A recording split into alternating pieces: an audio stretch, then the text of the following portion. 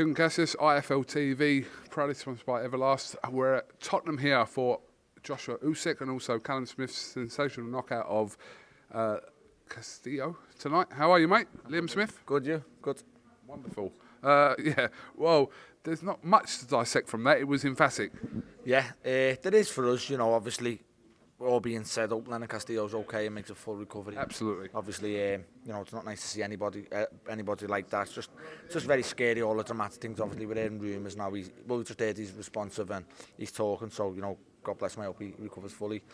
From Callum's point of view, you know, it's a big statement for us that he's carried his power to light heavy. You know, that's a solid win and a solid statement. From the outside, we can't take too much of his relationship with Buddy McGirt. We've only seen a couple of rounds, but it seems to be working well. Yeah, obviously they've done the last 4 weeks of the camp in Liverpool. I've seen the last 4 weeks of his sparring, and you know, he sparred very well. Best I've seen him in a number of years, and that's no joke. You probably go and ask the people he sparred with. He's been on fire, and you know,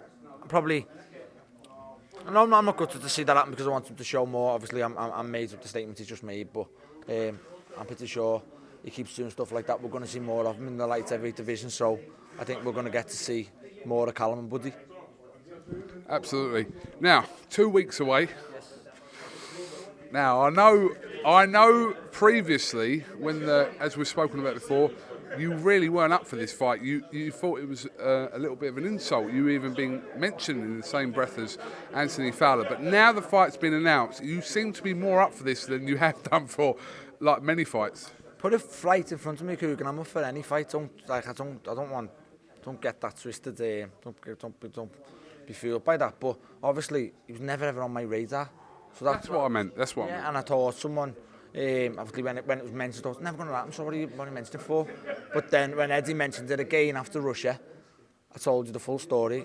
I phoned my manager, I got him to phone Eddie, call Eddie's bluff, and it went really a bluff because he then eventually made the fight, so good on Eddie.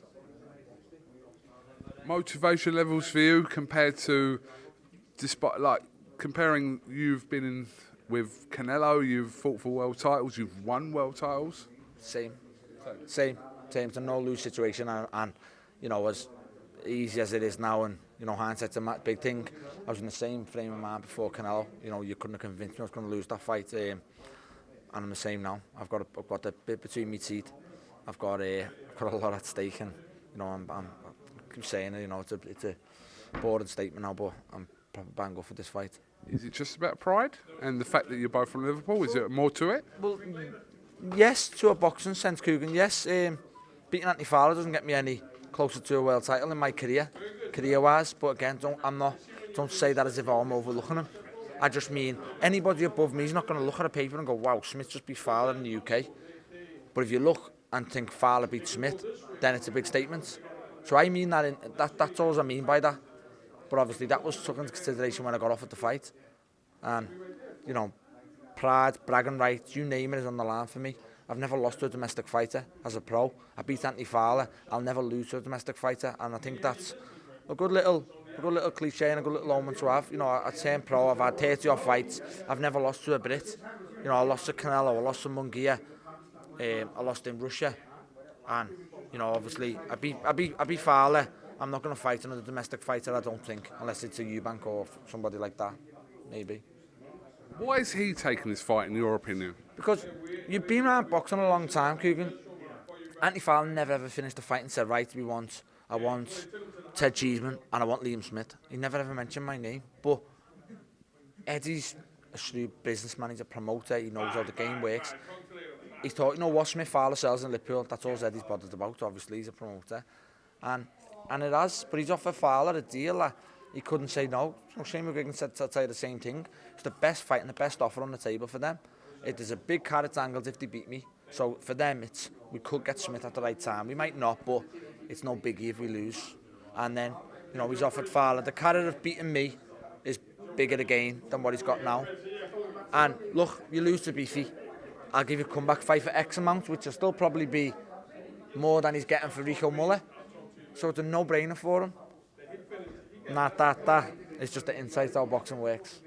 Are you confident finally that you knock Anthony Fowler out? Yep, I'm confident I beat Anthony Fowler. You know, every day of the week and twice on a Sunday. I turn up at 100%. I beat Anthony Fowler, and you ask me for a prediction, I can't. I'm not a liar.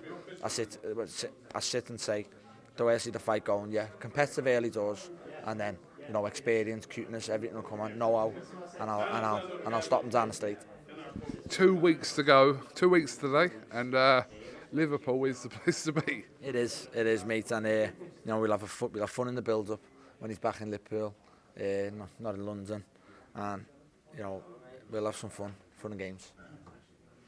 Liam Smith, thank you very much for talking to Eiffel TV. Congratulations. Are you going to announce your brother Paul's comeback? No? The lump. He's lost weight, hasn't he? Back in the gym.